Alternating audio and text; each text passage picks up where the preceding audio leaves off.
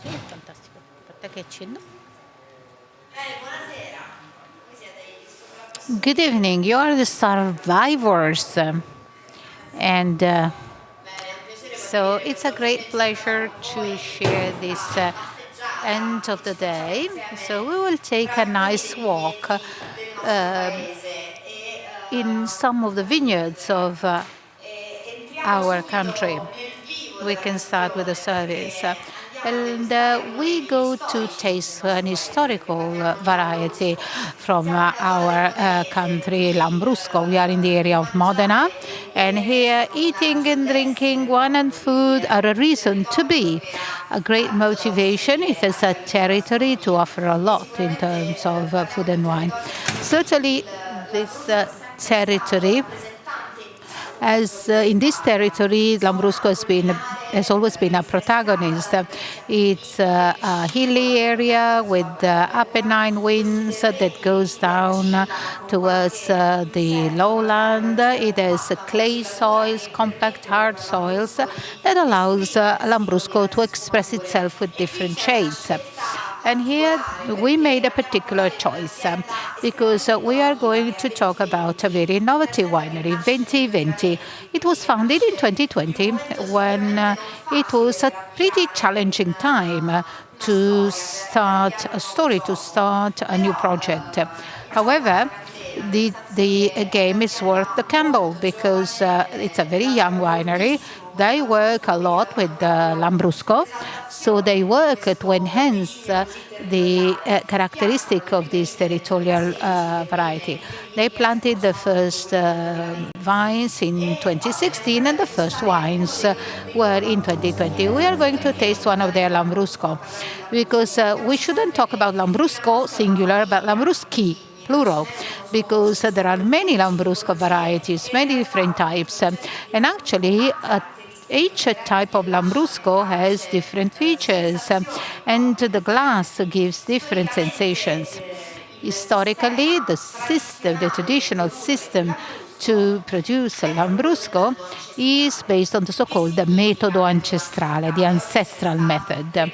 And what does that mean? Today there is a lot of talking about the ancestral method. Well, essentially it's the most ancient method to make wine. Grapes were crushed, then there was fermentation. Let's say the harvest was mid-September to October, and for Lambrusco it was harvested mid-October. Fermentation started, then temperature would go down during the night, and the yeast would stop working, and the next day the fermentation was over, they decided, and so they would bottle wine straight away. In those days, no filtration was made, and so wine was bottled with everything, the yeast, the lees, etc.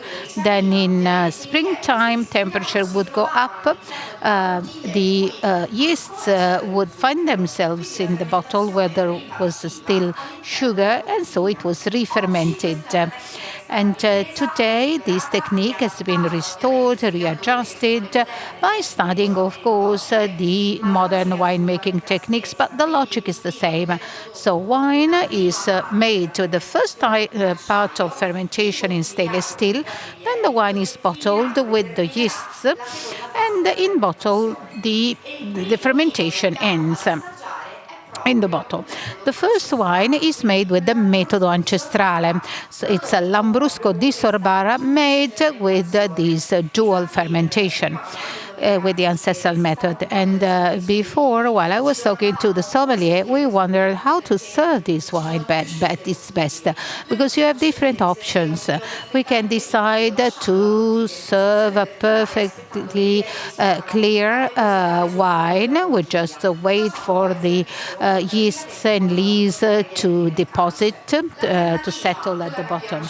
But the alternative, there's another alternative, another option to truly give you the true authenticity of this wine was to mix and shake the bottle before serving so that the yeasts are present in all the glasses. And what you see isn't a perfectly clear wine, but this is what I don't expect this from the ancestral method. So in your glasses, you have some residues of these yeasts. They don't harm us at all. The yeasts undergo a very interesting process called autolysis. And they start to release in wine new flavors and increase its structure and complexity. So we can keep these wines at home in the bottle, and yeasts will keep working.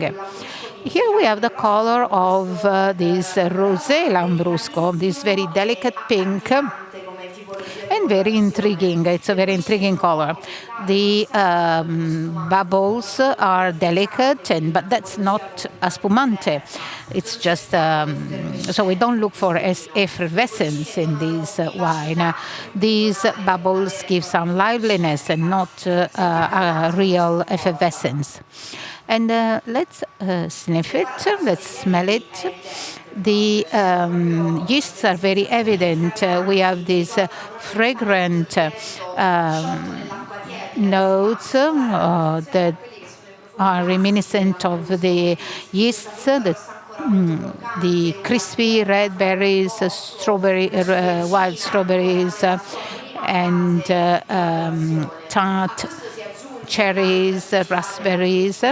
And there is another very typical thing in our Brusco di Sorbara, which is the floral notes. We have a note of violet that characterizes this type of Lambrusco. Not all Lambrusco are like that. And then in the end, we have a mineral veil that talks about a ferrous note. So in the ferrous nuance. The nose is simple, but this is what I expect from this wine. I don't expect complexity. All the contrary, I want to have an immediate wine, easy drinking wine. And let's see if this is consistent with the palate.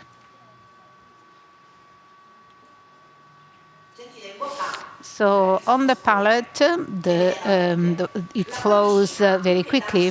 And the bubbles, more than giving this sparkling effervescence, it gives a sort of corroborating effect, this slight pétillant effect. This just enhance the acidity of this wine. It's like a sapidity enhancer, big acidity enhancer.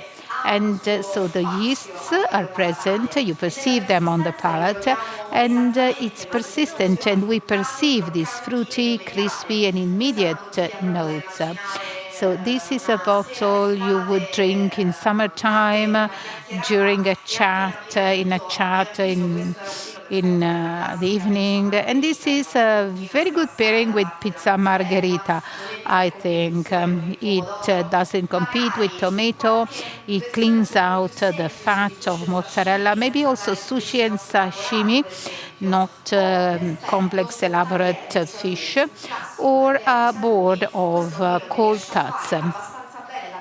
This is a passepartout wine and gives a good compromise between the fatter part of cold cuts and the most savory component. So it's a very tasty wine to drink and pair. And it's great to start the tasting with this wine to warm up our palate. That makes us want to drink more.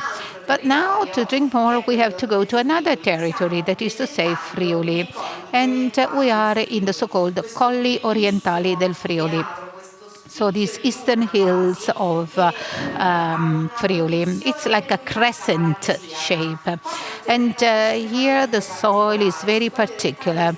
In these Colli Orientana, we have the so-called ponca, which is a hard limestone with stones that drains very well. And we have to remember that humidity is what harms the most the roots of vines. And this kind of rocky soil is perfect for the roots that can go down and reach the water in the deepest layer of the soil. And also the climate is very favorable because winds coming from the north are stopped from the Alps, the Alpi Giulie. And also we have the sea breeze, the sea wind that caresses these vineyards facing southeast and southwest. So these vineyards are kissed by the sun every day and refreshed by the winds from the sea. And Vidalt, this winery, knows this area very well because they have been making wines for 100 years. So they have quite a few vintages behind their shoulders. So they have quite some background. This is a family winery, generation after generation. And now they have 18 hectares under vine in the Colli Friulani. In 2009, they made a very interesting choice. They tried to make the winery as much as possible energy independent. And so they installed the photovoltaic panels to have a space which is autonomous. And nowadays that's very interesting. Of course, that's a technique which is spreading amongst many wineries in our country, luckily. We tasted their Friulano. Friulano is the old Tokai. Do you remember Tokai? What happened to Tokai? Well, we had a bit of an argument with Hungary. In Hungary, they make a Tokai. It's written differently. And what happened? It's what happened with our Prosecco. You can call the wine you make with the name of the variety you're using. So if the grapes are called Tokai, you can call your wine Tokai. But at a certain point, Hungarians said, sorry, but Tokai is part of our territory, is distinctive of our territory. We want to brand it with this name. And so the European Union decided that Tokai Friulano had to change its name. So for a long time, you would just find Tokai, that at a certain point, they wrote Tokai Friulano just to change progressively the name, and now we have only Friulano. But it's exactly the same grape. So, and Shakespeare would say that the rose is always the same, and the nuances, the fragrance is the same. The variety is the same, but the name has changed. That's the only thing that changed. And you can tell that the bunches are very interesting because they are golden color, they are golden yellow, and this variety is very important in this area. And in Colli Orientali del Friuli, that's a very special place because these ponca soils enhance especially its deepest and most mineral personality. And actually we are tasting 100% Friulano. So we have gentle, soft crushing of the grapes that are destemmed because you know the stems are full of tannins, and so you have to be careful when you crush the berries. Then there is a short maceration on the skins, which is called the cryomaceration, cold maceration, that is very quick and happens at very low temperature. This makes it possible to make the most of aromatic substances in the skins and pump up the olfactory characteristics of this Friulano. And the Friulano generally expresses itself at its best in stainless steel, even though there are some wines kept in barrels.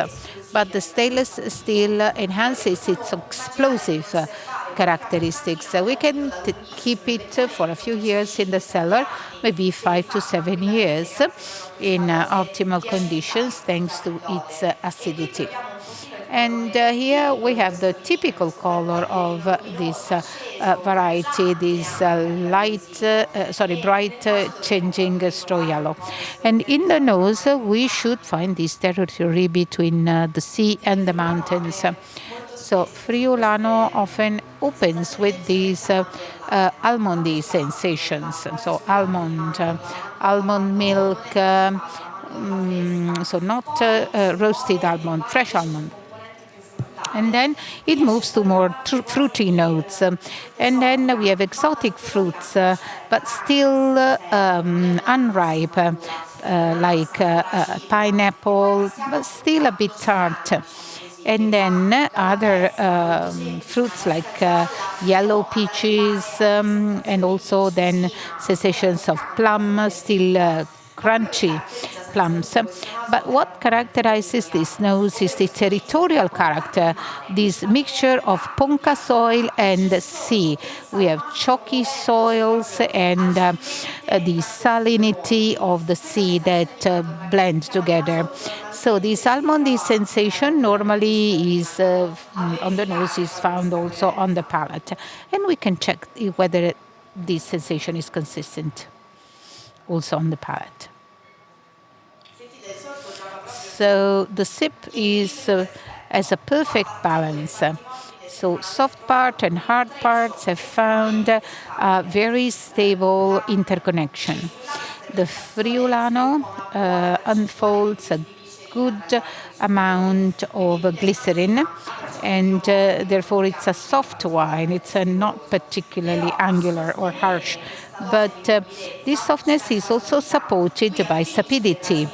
And between acidity and sapidity, let's say we have this saline, savory finish that makes you want to have another sip. And one of the typical pairings of Friulano is with San Daniele ham, which is raw ham, considered the sweet raw ham. And so this sapid almondy note of Friulano pairs beautifully with the softer part and fatter part of this prosciutto. But you can pair it very well also with fish, light fish, not complex or structured fish dishes. You can experiment with first courses, maybe with fish sauce or tortellino with a fish filling, therefore with the kind of sweetish note. And so it's easy to drink, it flows very well, and it's perfect for an aperitif. But certainly it can be used from the starters, then also some first courses and some second courses too. However, we're still at the beginning in our journey, so let's now move to another historical region, winemaking region. We go down to Campania and we completely change the landscape, and we go to a special part of Campania. Here we are in the area with the highest concentration of DOCG areas, all crammed in a very small space because the territory is pretty small. And this is the denomination called the Greco di Tufo. The area is Irpinia, which is an extreme place. When we think of Campania, we think of the Mediterranean coast. But Irpinia has nothing Mediterranean because Irpinia is mountains and snow, cold winters, fresh summer, temperature difference. So this is the land of Greco. Why does Greco grow so well here? Because the soil here is very interesting, and also with volcanic eruptions in previous geological era. And apart from the volcanic components, the vineyards of Greco di Tufo are around Tufo, which is the community where we have tough quarries. So these are tufaceous soils on top of these old quarries. And so this is a very tough soil that gives the wines a very special profile. When we talk about Greco di Tufo, well, today we taste another long-standing winery, long-standing traditional winery, Donna Chiara, who is the forerunner of this generation of women who are guiding these vineyards. So they have modernized their winery in 2005. However, the family has always lived here. And as we saw for the previous winery, the winery is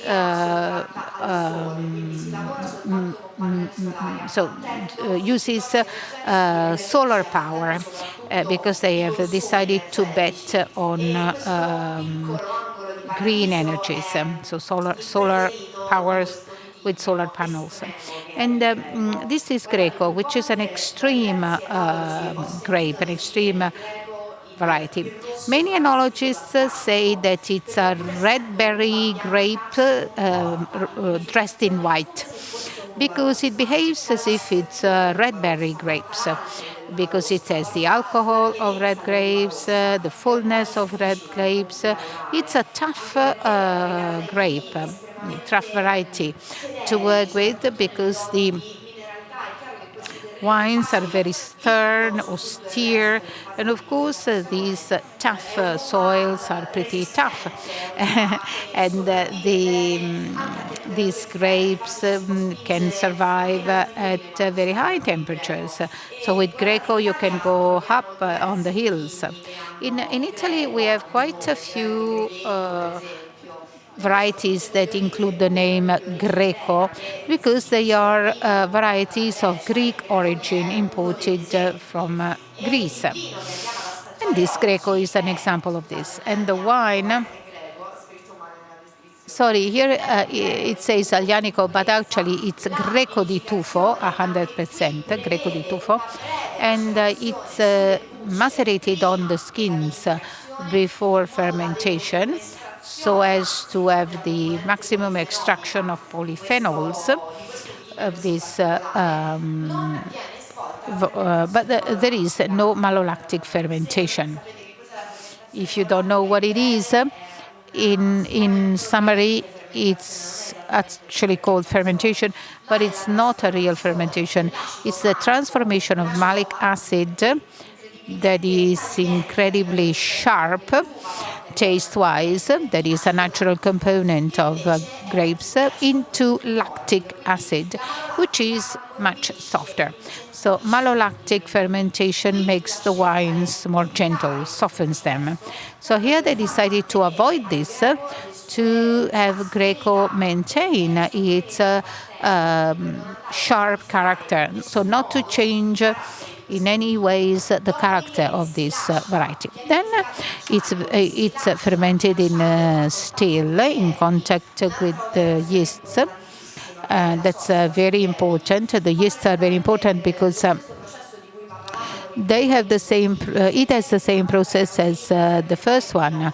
Once yeasts end the fermentation and start to die and deteriorate, they start to release new other substances and make its profile richer, and therefore this amplifies the profile of the wine. And here we have daily batonnage. So they actually mix everything every day so that the yeast are always suspended in this fluid and actually process and change the profile of this one. And this can age for 10 years, but Greco has a great aging potential. And the color is gold, and this yellow, straw yellow is almost greenish. So let's see if we can perceive tough, the smell of tough, the flavor of tough. So the profile of Greco is very stern, austere, because minerality is overpowering. So it opens up with these sensations of flint stone and then rocks. So it smells of rocks. The fruity part, floral part are absolutely marginal. After the mineral part, We have some aromatic herbs and an herbaceous highlight of freshly cut grass, and almond, hazelnut, roasted fruit, dried fruit. And then in the end, we have a more gentle floral profile, which is the last thing that stands out. So the nose is very straightforward, no frills, no softening at all.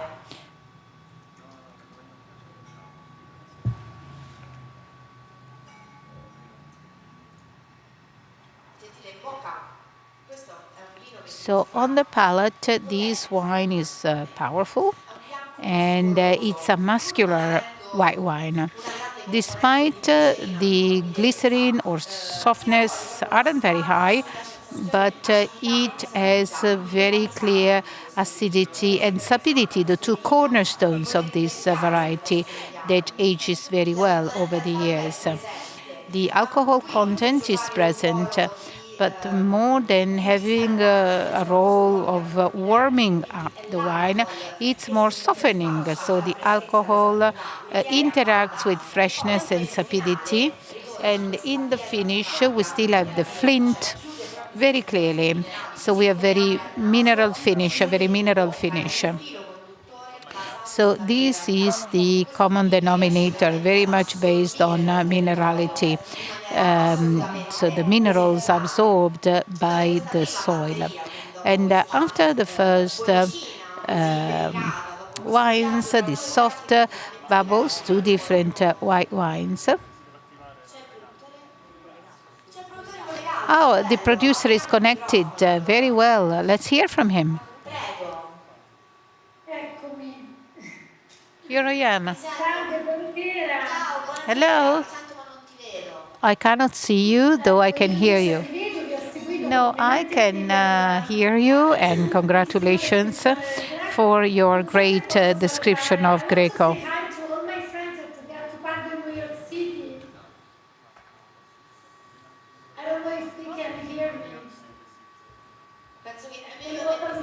I think they can hear you. I think in New York they can hear you because this is a symbolic restaurant, an ambassador of Campania in the US with Gianfranco Sorrentino. So I want to say hello to them. I'm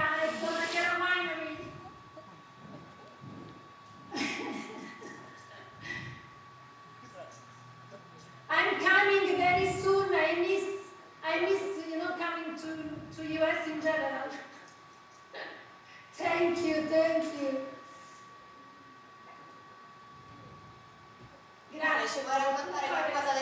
So would you like to tell us something about the winery? Oh yes, sure. I'm going to speak in Italian, and I guess someone is translating. Someone. So this is a winery very much revolving around women. My mother was called Chiara, I'm called Chiara, my daughter is called Chiara, and it's in Irpinia in the province of Avellino, which is a small province with a lot of excellent DOCG wines. Greco di Tufo is certainly an excellent wine. And what we needed to say is that these white wines age very well. Greco and Fiano can last 10, 15 years. They are extraordinary. So we are harvesting Greco di Tufo at the moment, and these are all late harvest grapes that in any case give extraordinary sensations. As you said, Irpinia is in Campania, and you think of the coast, the sea, but we have a pretty fresh continental climate in Irpinia. And therefore, we are at 600 meters, so it's pretty fresh. And so the American market is the main market for us. I often go to New York.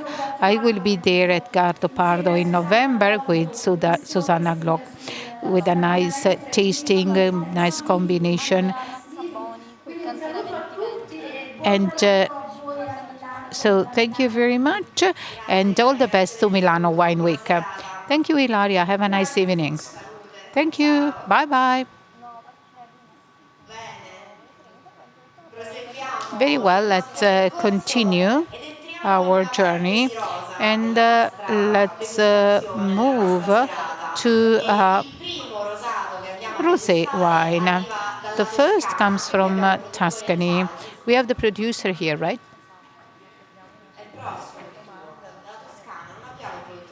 Oh, no. Where are you? Well, I knew that there were some producers. I know you're there, even though you don't tell you're there. Well, what can I say? Well, this is rosé made with Merlot grapes. We are in Cerreto Guidi, which is the area close to Vinci, Empoli, about 40 kilometers from Florence. And well, we have 15 hectares. And even though in our area, in Tuscany in general, there are more red wines, but I decided to choose. I'm trying to focus more on younger and easy drinking wines. So our area is the area of Chianti DOCG. And in our area, unfortunately, over time, has worked more on quantity than quality, unfortunately. And so it was mainly to produce big quantities of grapes and wines. However, I prefer younger wines, white rosé wines, and also because the market, from the commercial standpoint, I thought it was best to bet on these more innovative products. This is a rosé made with Merlot and Sangiovese grapes, and it's so the grapes are crushed right after harvest, and they are picked manually, and it's pressed immediately. Otherwise, Merlot becomes too dark, so we crush them immediately, and then we have fermentation in white only of the mast, 16, 18 degrees temperature to preserve the flavors. So now we have the organic conversion. It takes 3 years to become organic. Next year we will get the certification label, organic certification label. I believe this is a perfect wine for aperitifs. And then it's great with fish, but also starters, Tuscan starters, because it has good sapidity and freshness, but it's also fairly full-bodied. 2022 is a bit slender because I think that rosé should be simpler. Thank you very much. Very well. Let's taste it. And actually, as you can tell, the color is beautiful. We have a very bright pink. Despite maceration is very short, so they just crush very quickly the berries. On the nose, it opens with a nice basket of red berries, like the candies, strawberry candies or raspberry candies. It's a candied sugar. So it gives me this sense of freshness, red grapefruit, and also aromatic herbs, such as basil in particular and thyme. The nose is very straightforward and simple, that makes you want to drink more, that it doesn't tell to wait too much, but it tells us to have more, to drink more. So let's take a sip.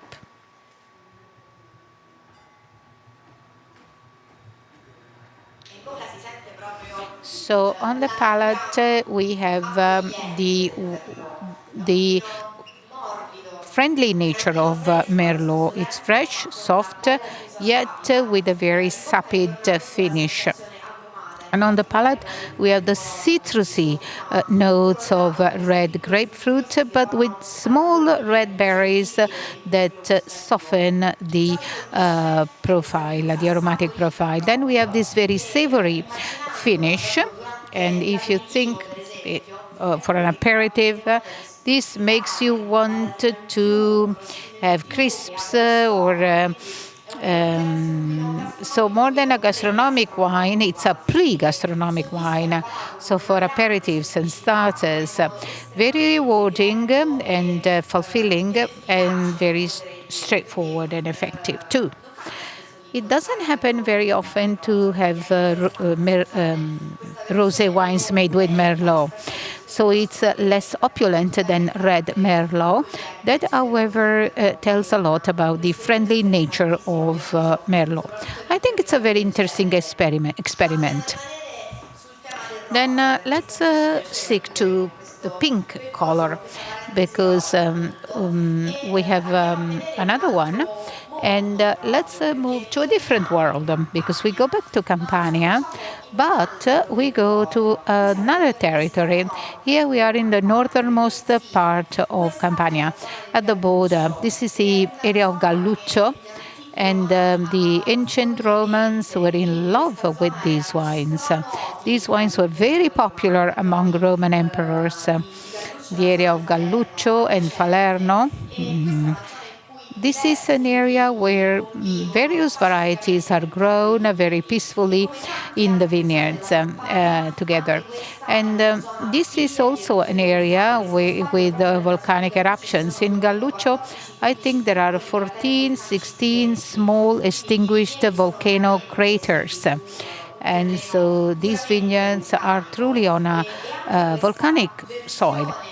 And this rosé tells a lot about that. We have the producer from Villa Sorbo. Yes, I knew you were here. Welcome. So, good evening. So you already made a beautiful introduction about Verjuccio. We are at the feet of, at the foot of the Rocca Verdina volcano, which is extinguished, and there are also many small craters.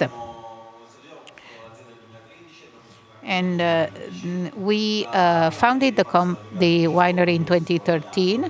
Then we started in 2015 with Aglianico. And we have the solar panels. We try to recycle water, and we use everything. We try to recycle all what we produce.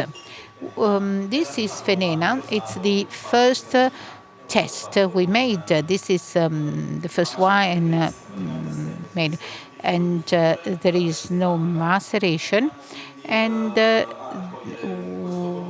we have this color. Now it's a bit oxidized. It's 2018. This was the first rosé wine that we made. This is no more on the market, but the alcohol is 11.5 degrees, but acidity is very high. And so it's a mineral, and it's called Fenena. All our wines are inspired from Lyrica. So this is Wodur, Willia. So this is our first Aglianico. So you taste it and then you tell me whether you like it. I think that it's pretty good. 2018, the first we made. So we have still some for events and tastings. So just to show what this wine can do. Because you don't need necessarily to drink it the first year, but it can age. So if acidity is right, alcohol is right, minerality is right, it can age for longer. I'm curious to taste rosé wine with a few more years because generally we drink them immediately to enjoy their freshness, rosé wines. And the color is different from the previous one, compared to the previous one. It's almost copper red. It's like onion skin color. And it has this very charming color. Partly it comes from the variety, and partly it comes from the technique, and also in part this is due to the years, the aging. So let's see how Aglianico is like in a rosé wine.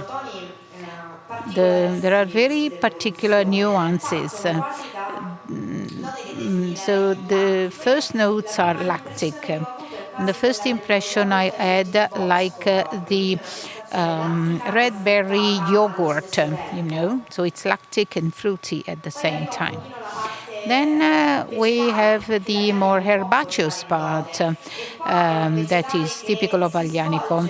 And then this gives balsamic nuances, which isn't exactly aromatic herbs, but more camphor and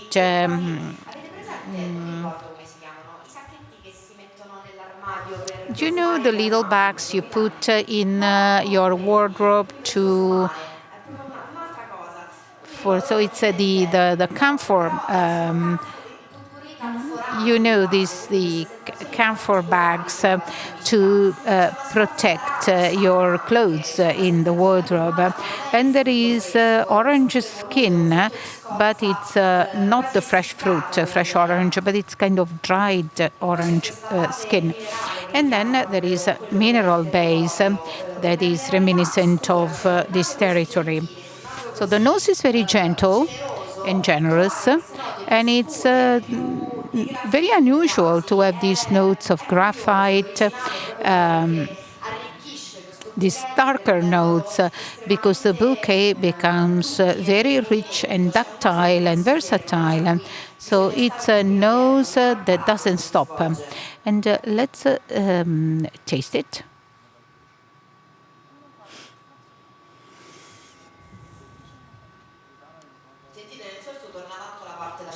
So we have the citrus fruit and the power of Aglianico.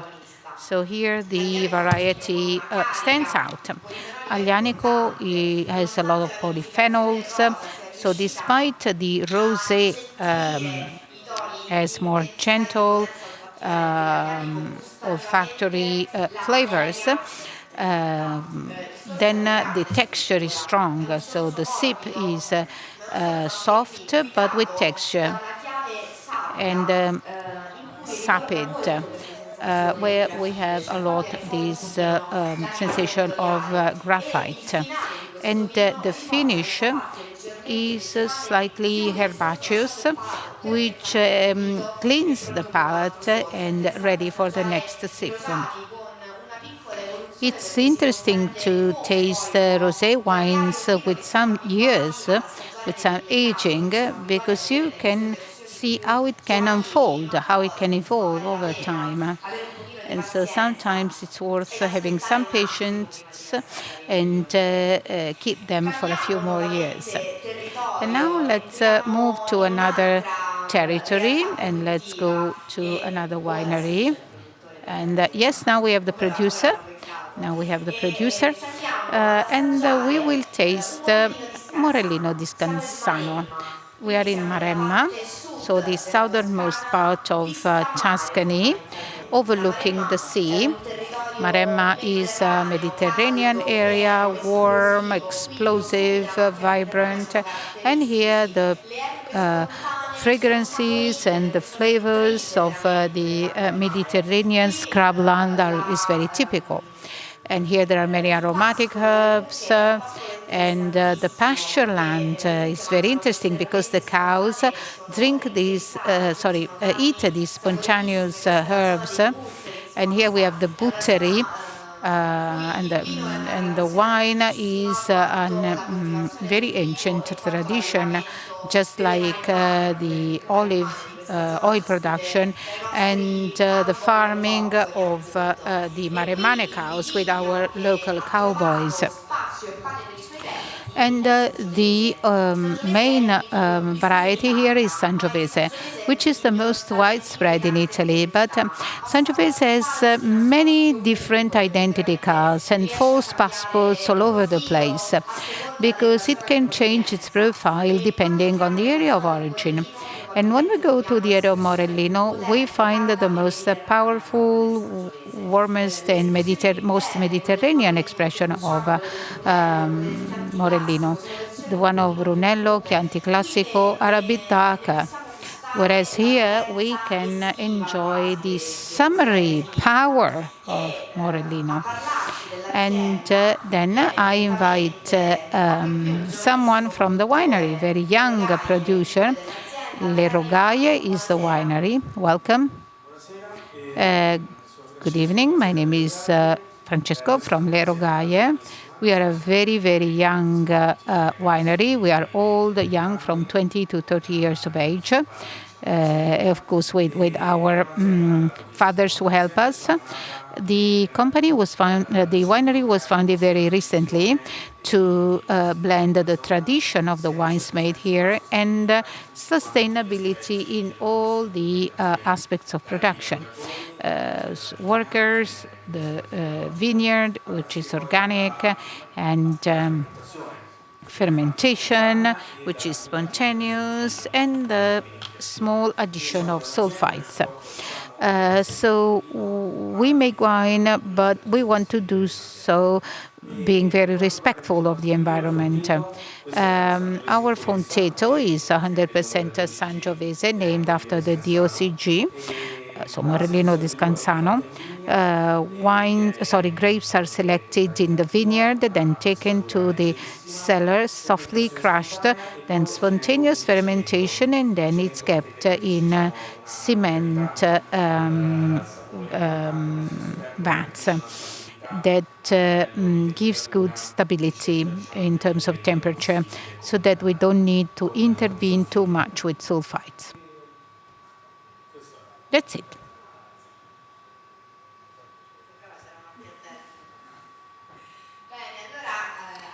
Very well. So let's taste this Morellino.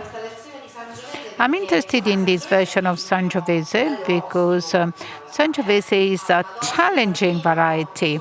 It has quite a lot of tannins, very lively acidity. So using cement only to age it, it means you truly trust this variety and you don't need to dampen the angular character. And in the glass, we truly have this bright ruby red, typical of Sangiovese, but the characteristic is the clarity, so it's transparent. So Sangiovese doesn't fix the color during ripening. But Sangiovese has this very nice transparency in the glass. Let's see what the nose is like. So it's a very lively wine.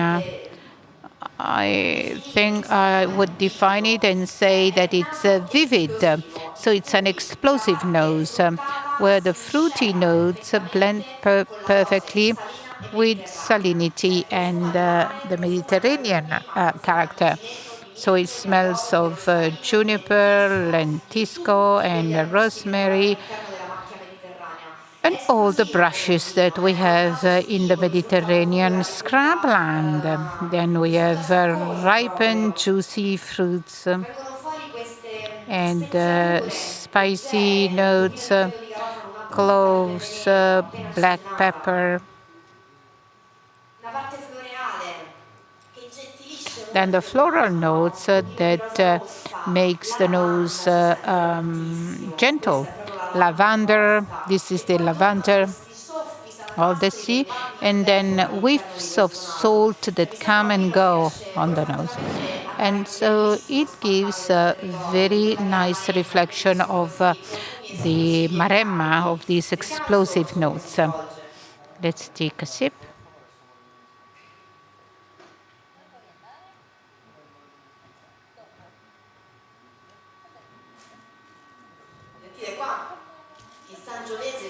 So here the Sangiovese, more than being tamed by wood, is tamed by the sea and the sun. So tannins are harsh, but in this case, what's the year? 2020. How was 2020? Yes, so that's perfect ripening. So tannins were softened in the vineyard and didn't require any softening in the cellar. So it's very consistent with the nose. We have immediate intensity followed by waves of the sea salt, and myrtle becomes chewable. So this sensation of the myrtle in the finish is very clear. And juniper, rosemary refreshes the palate. How would you pair it? Red meat, soups, but above all game. Yes, like wild boar sauce, so pappardella with wild boar sauce, for instance, at lunchtime on Sundays. That's truly great to enhance the personality of this Sangiovese. And we close our journey by climbing up towards the north, and we go in another important Italian winemaking region. So from Tuscany, we go up to Piedmont. But we go in an area which is less well known because we go in the area of Gattinara and Gemme. Northern Piedmont is, from the geological point of view, is a very complex soil. These are morenic soils that developed with the alternation of ice ages and temperate, milder ages. And when the temperature starts to increase at the end of the ice age, the water that was trapped in ice start to flow downstream, and they bring with them real pieces of rocks and mountains and debris and minerals and salts. So in this area, the soils are very interesting. We have volcanic soil, ferrous soils, quartz, and limestone, and also dolomitic rocks. There's all sorts of soils here. So every vineyard is different. In the area of Gemme, in particular, the clay, the ferrous clay layer is very typical. And the winery we have here is Torraccia del Piantavigna. And Mr. Piantavigna, that was how it was called. Is there the winery online? Is there a connection? Do we have a connection with them? No. There's no one from the winery, unfortunately. In any case, I can tell you the story of Torraccia del Piantavigna. Mr. Piantavigna is a very young man who was called Piantavigna, so planting the vineyards. And he started in 77. Now they have 100 hectares in the area of Gemme in this area, and they work with two varieties. So the two varieties, Nebbiolo for red wines and Erba Luce for the whites. It's a white berry grapes. With Erba Luce you make Charmat spumante, Metodo Classico spumante, white wines you can eat immediately or later on, or passito wines, and you can make many different brands. But we tasted their Nebbiolo, or actually Spanna, because Nebbiolo is called Spanna in northern Piedmont. And the original name, Nebbiolo, seems to come from nebbia, which means mist or fog. It ripens end of October, and that's when there is a lot of fog in Piedmont, and so it grows in the midst of fog. And also it's very rich of pruina, that is to say bloom, that covers the Nebbiolo, which is surrounded by this sort of fog. And it's a very complicated variety, Nebbiolo. Nebbiolo wants the best exposures, best slopes, dry soil, fresh, not cold, and space in vineyards. Requires a lot of care and attention, but it gives great satisfaction if treated correctly. And compared to Nebbiolo from Langhe, these Nebbioli from the north of Piedmont are more subtle, more focused on acidity, despite the tannins are very good. And so we taste the Gemme, which is 100% Nebbiolo. It's fermented in stainless steel, and then we have a malolactic fermentation. So malolactic bacteria soften it, and then we have 3 years in barrels, in French oak barrels. And so the Nebbiolo calms down in barrels, because Nebbiolo when young is pretty dynamic. Then 6 months in the bottle, and then it's ready for the market. How long would it last? A lot, 15, 20 years, with no problem. The acidity of Nebbiolo and Sangiovese and Aglianico, so acidity makes them age longer. So it is the elixir of youth.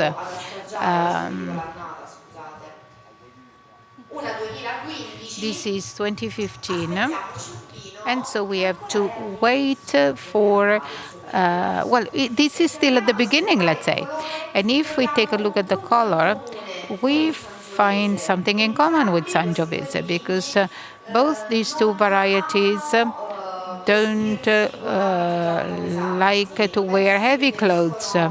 They prefer to wear very light clothes, transparent and see-through clothes.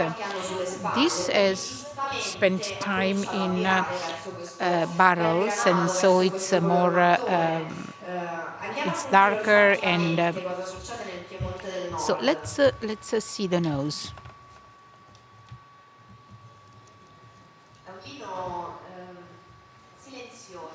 It's a quiet wine.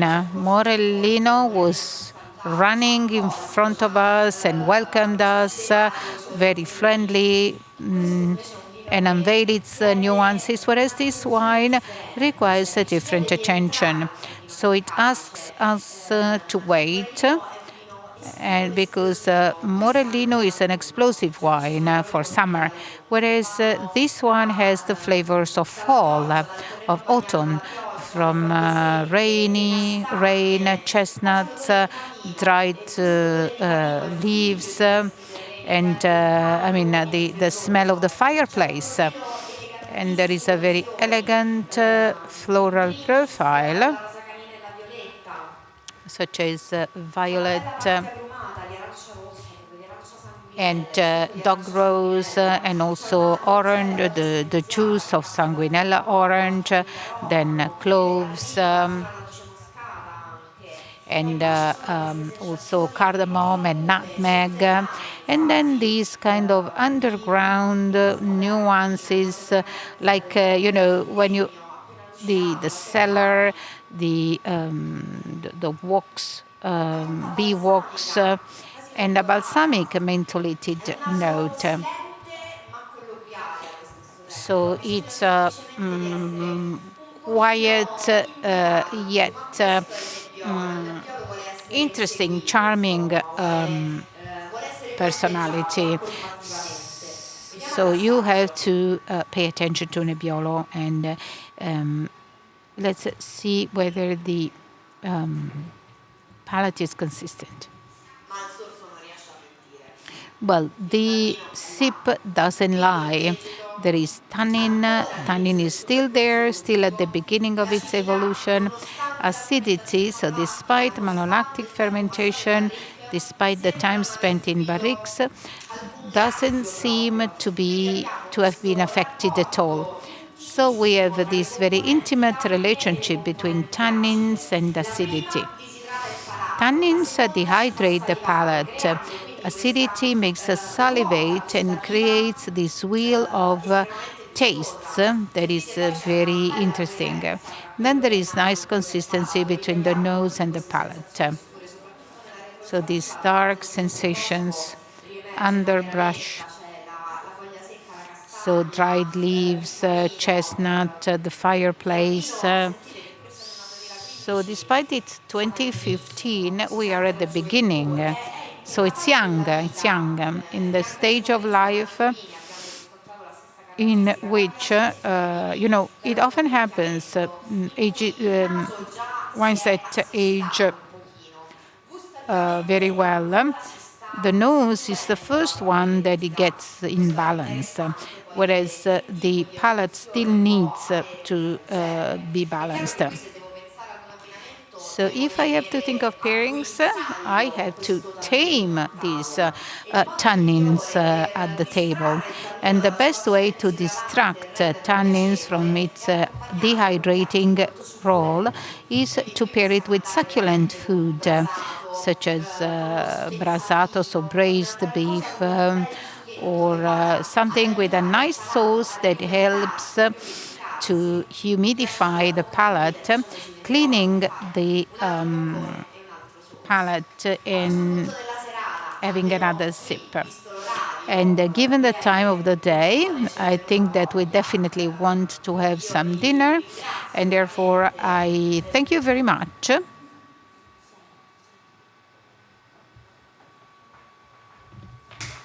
I don't understand what you're saying. Is there anyone, or just... Sorry, let's make a jump back and let's go back to Lambrusco.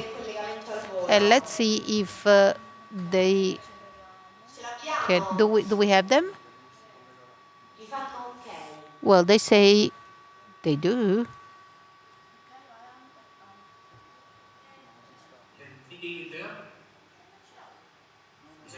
Can you hear me? So good evening. Sorry, maybe you don't see me. I think now you do. So good evening. Just a couple of minutes. Congratulations for for the tasting. Thank you, Sarah. You're great, and it's great to listen. And it's great to go to Campania and Piedmont. And so we want to say something about our wine. Just a second to tell you something about our winery. We are in the province of Modena. Our winery is a family winery, 30 hectares, all organic vineyard. So we have photovoltaic panels. And so what matters for us is to have a sustainable approach and try to improve year after year. Also, because we are all very young, around 25 years of age. And I am in charge of production. I am the enologist. How old are you? Io rispetto la media, 25 anni. 25. I have the average age of my colleagues. So the ancestral method is a bit of an experiment. And so we've tried to create a wine that is special, unusual. So you said that Lambrusco is very easy to drink, and in this case we made this wine with, together with a group of disabled people that are helping us. So there is an activity. So they came during harvest, then the vinification, and they helped us design the label. So we have tried to create this connection between freshness of Lambrusco, the freshness of the young people, and the transparency and the creativity of these people. Of course, the ancestral wine is quite special. And so I always say it's a wine that can, either you like it or you don't. But when you do, then you are a very happy consumer. And you've said it all, so I don't have anything to add. Thank you again, and all the best. My pleasure. My pleasure. Bye bye. Thank you. So young and beautiful. I'm happy to see all these young producers. So these young people who are going back to the origins. So that's a positive sign. Thank you very much. We close on a positive note. Thank you for sharing this tasting with me. It was a pleasure meeting you.